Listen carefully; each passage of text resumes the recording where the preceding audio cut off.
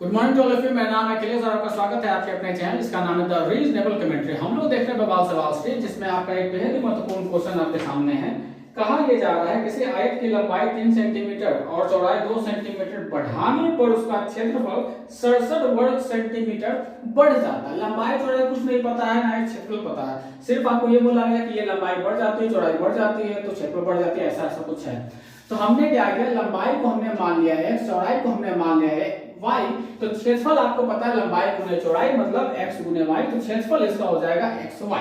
ठीक है, इसमें कोई दिक्कत नहीं होनी चाहिए। अब देखिए प्रश्नानुसार जो आपसे कहा गया जरा वो जरा ध्यान से देखिएगा कि लंबाई जो है कितना बढ़ाना है 3, तो हमने कितना लिया था x, तो x में हमने 3 जोड़ दिया, 3 बढ़ा दिया, लंबाई अब कितना हो गया आपके पास x + 3।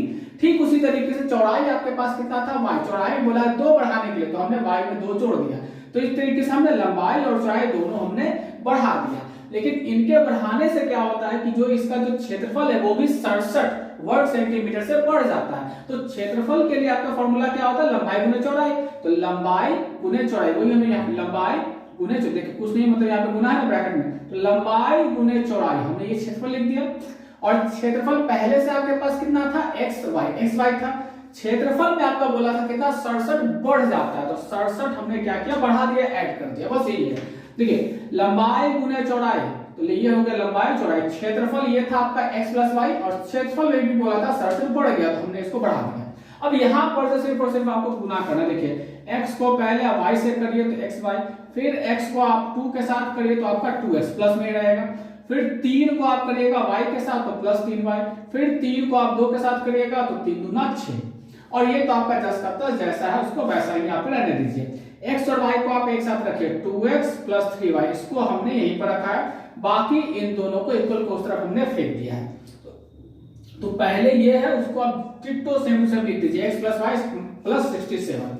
अब इसको उठाइए, इसका साइन क्या है प्लस, इक्वल को उस तरफ जाएगा तो हो जाएगा -xy। फिर इसको उठाइए, प्लस में 6, इक्वल को उस तरफ जाएगा तो हो जाएगा -6। देखिए xy ये प्लस में है, ये माइनस में, तो इसको तो आप कैंसिल कर ही सकते हैं, ये खत्म। और इनको क्या करना है, आपको घटाना है। 67 में से 6 घटाइएगा तो आ जाएगा कितना, 61। तो इस तरीके से आपके पास पहला समीकरण आ गया 2x + 3y = 61। समीकरण 1 है आपका ये। ठीक उसी तरीके से और आगे फिर आपसे कहा गया है इसी क्वेश्चन में कि अगर आप लंबाई 5 सेंटीमीटर घटा देते हैं और चौड़ाई 3 सेंटीमीटर बढ़ा देते हैं तब क्षेत्रफल 9 सेंटीमीटर वर्ग से घट जाता है। देखिए इस बार फिर से बोला लंबाई चौड़ाई में कुछ चेंजिंग किया है। देखिए पहले आपके पास कितना था, लंबाई x था, कहा गया लंबाई 5 कम करना, तो हमने x में 5 कम कर दिया, घटा दिया। चौड़ाई में बोला था 3 बढ़ाने के लिए, चौड़ाई आपके पास था y हमने लिखा और इसमें कहा 3 बढ़ाने के लिए, तो हमने यहाँ पर 3 बढ़ा दिया। इसके करने से जो क्षेत्रफल में भी फर्क पड़ा, क्षेत्रफल क्या हो गया है, 9 कम हो गया।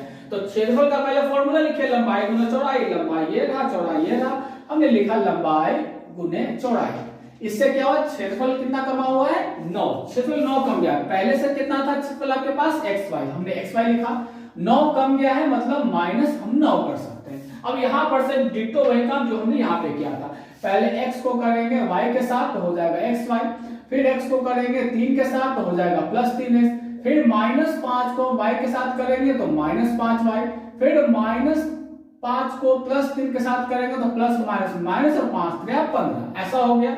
और इक्वल के तरफ आपका xy -9।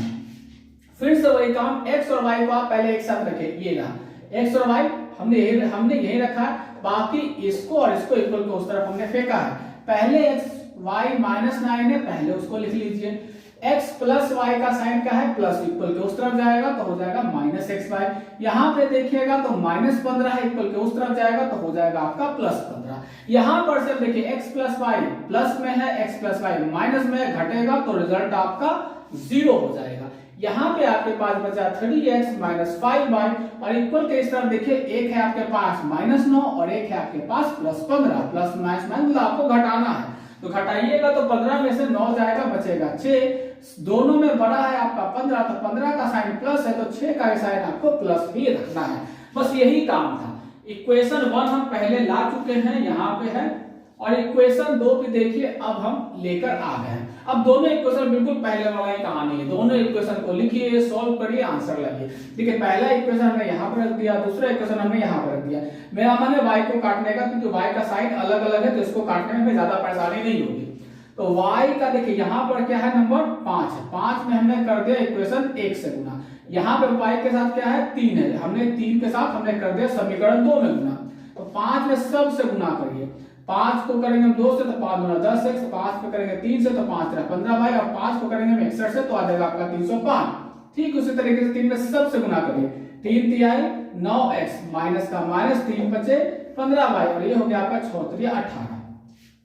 15 भाई और 15 भाई तो आपका खत्म हो जाएगा, क्योंकि एक प्लस में और एक आपका माइनस में। इन दोनों को क्या करना है, आपको जोड़ना है, 10 9 19 x। यहां से भी आप इसको जोड़िएगा तो आ जाएगा कितना, 323। x का मान चाहिए तो 19 को इक्वल कर दूसरी तरफ फेंकिए, 19 और x में रिलेशन गुना का, इक्वल किस तरफ आएगा तो भाग में। ये 19 से जाएगा आपका 17 बार में, तो x का मान कितना आ गया आपका 17। x आ गया मतलब क्या आ गया आपके पास, लंबाई आ गया। अब किसी भी समीकरण में, समीकरण 1 या 2 में किसी में भी आप x का मान रख दीजिए, y का मान आ जाएगा। हमने देखिए ये लिया समीकरण 1, समीकरण 1 में हम x का मान रखने जा रहे हैं, x का मान कितना लेकर आए हैं, 17। तो 2 गुने 17 प्लस 3y बराबर 61, और ये देखिए 17 गुना 34 प्लस 3y बराबर 61। 34 को उठाकर इक्वल के दूसरी तरफ फेंकिए, इस तरह बचेगा सिर्फ आपका 3y, यहाँ पर 61 है, 34 प्लस में इक्वल के इस तरफ आएगा तो माइनस में, 3y घटाइएगा 27, 3 और y में रिलेशन कैसा, गुना का, 3 को इक्वल को उस तरफ फेंकिएगा तो भाग में, 3 एकम 3, 3 नंबर 27। y का भी मान देखिए मेरे पास आ गया, y मतलब क्या था आपका, चौड़ाई। हमने लंबाई चौड़ाई दोनों लेकर आ गए, तो क्षेत्रफल निकालना कौन सी बड़ी बात है। आयत का क्षेत्रफल लंबाई गुने चौड़ाई, लंबाई लेकर आए थे 17, चौड़ाई लेकर आए 9, 17 नंबर 53 से 153 सेंटीमीटर स्क्वायर। इस तरीके से एक बेहद ही शानदार क्वेश्चन है आपका, जो एग्जाम में बन सकता है। चलिए देखते हैं दूसरा क्वेश्चन। इसी में दो व्यक्तियों की आय का अनुपात दिया गया है 9:7, 9:7 दिया गया, आय का अनुपात दिया गया है। तो आय का अनुपात 9:7 है, तो हमने आय मान लिया 9x और 7x, और दूसरी तरफ व्यय मतलब खर्च का जो अनुपात जो दिया गया है 4:3, तो हमने खर्च को मान लिया 4y और 3y, और जो दोनों के दोनों जो है प्रति माह 2000 रुपए बचाते हैं, 2000 रुपए बचाते हैं। अब जरा ध्यान से एक चीज आप देखिएगा, आय बराबर क्या होता है, खर्च जोड़ बचत। ठीक है, जो आपने कमाया है उस कमाने में से कुछ पैसा आपने खर्च किया है और कुछ पैसा आपने बचाया, यही दोनों मिलकर आपका क्या बना है, आपका आय। इस क्वेश्चन में जो वैल्यू जो दिया गया, दोनों जो मिलकर बचा रहे हैं कितना, 2-2000 रुपए। ये बचत जो है वो दोनों बचा रहे हैं। तो बचत चाहिए तो खर्च को उठाकर आपको इक्वल के दूसरी तरफ फेंकना पड़ेगा। तो आय को हम यही रहने देते हैं, खर्च का साइन प्लस, इक्वल के इस तरफ आएगा तो हो जाएगा आपका माइनस। तो इसी कंसेप्ट पे ये क्वेश्चन जो है आपका बनेगा। बचत का मान दिया गया, जब बचत का मान है तो बचत बराबर लिखेंगे आय में से खर्च को अगर हम घटा देंगे तो वही आपका क्या बचेगा, बचत। ठीक है, जैसे मान लीजिए कोई 100 रुपया कमा रहा है, ठीक है, और 100 रुपया में से उसने 20 रुपया खर्च कर दिया, तो कितना बचाया उसने, 80 रुपया। बस इसी कंसेप्ट का यूज इस क्वेश्चन में होने वाला है। बचत का मान दिया गया तो आय में से खर्च को घटा दीजिए, वही आपका बचत हो जाएगा। तो बस वही हम यहाँ पे हम करने जा रहे हैं। पहला जो आदमी है वो 9x कमाता है और खर्च कितना करता है, 4y। तो 9x कमा रहा है, 4y खर्च कर रहा है, तो बचा रहा है कितना, 2000 रुपए, तो घटा देंगे। तो पहला समीकरण आपके पास आ गया। ठीक उसी तरीके से दूसरा भी समीकरण है, कमा रहा है 7x रुपया, खर्च कर रहा है 3y रुपया, तो बचा रहा है ये भी कितना, 2000 रुपया। तो बचाने के लिए क्या करें, घटाएंगे आय में से, आय 7x माइनस खर्च कितना, 3y, बचा रहा है कितना, 2000। इस तरीके से आपके पास दो इक्वेशन आ गए। अब इक्वेशन बन गया, सॉल्व कर दीजिए। 9x माइनस 4y बराबर 2000, 7x माइनस 3y बराबर 2000। देखिए y को हम कैंसिल करें तो इस y के साथ आपको दिख रहा होगा 3, हमने 3 में कर दिया इक्वेशन 1 से, समीकरण 1 से गुना कर दिया। y के साथ दिख रहा है 4, तो हमने 4 को कर दिया समीकरण 2 के साथ गुना। देखिए 3 से सब में गुना करिएगा, 9 तिया 27x माइनस 4 तिया 12x बराबर 3 दूना 6000। 4 में सबसे गुना करिएगा, 7 चौके 28x माइनस 4 तिया 12y बराबर 4 दूना 8000।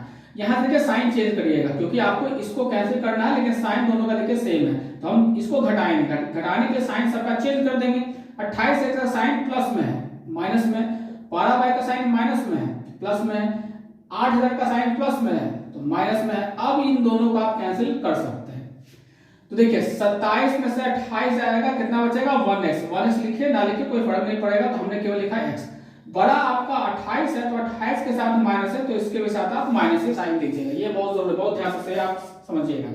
6000 में से 8000 घटाना है तो बचा कितना आपके पास 2000, लेकिन बड़ा कौन है 8000। 8000 के साथ साइन क्या है माइनस, तो इसके साथ भी आपको साइन दी जाए क्या माइनस। दोनों तरफ माइनस है तो माइनस माइनस आप कैसे कर सकते हैं, तो x का मान कितना आ गया आपका 2000, x आ गया 2000 और x आपका क्या था आपका आय ही आपसे पूछा जा रहा है। 9x 9 गुने x, x का मान 2000, 9 दूना 18000, पहला आय आपके पास निकल गया। दूसरा आय कितना था 7x, 7 गुने 2000 14000, तो हमने दोनों आय निकाल लिया। इस तरीके से ये आपका था मेन कंसेप्ट। अगर सपोज इस क्वेश्चन में अगर आपका खर्च से रहता तो हम आय में से बचत को घटाते तो आपका आ जाता। सपोज आय ही रहता है इस क्वेश्चन में तो खर्च प्लस बचत बराबर हम आय करते हैं। यहां से एक नहीं 3 तरीके से आपका क्वेश्चन आपका बन सकता है। इस क्वेश्चन में जो आपके पास जो दिया गया था बचत से, हो सकता है किसी क्वेश्चन में खर्च से क्वेश्चन दिया गया, हो सकता है किसी में आपका आय से भी क्वेश्चन आपका आ सकता है। तो 3 तरीके से क्वेश्चन आपका यहाँ पे बन सकता है। सारा का सारा बस इसी कंसेप्ट पे आपका ये बनेगा, ठीक है।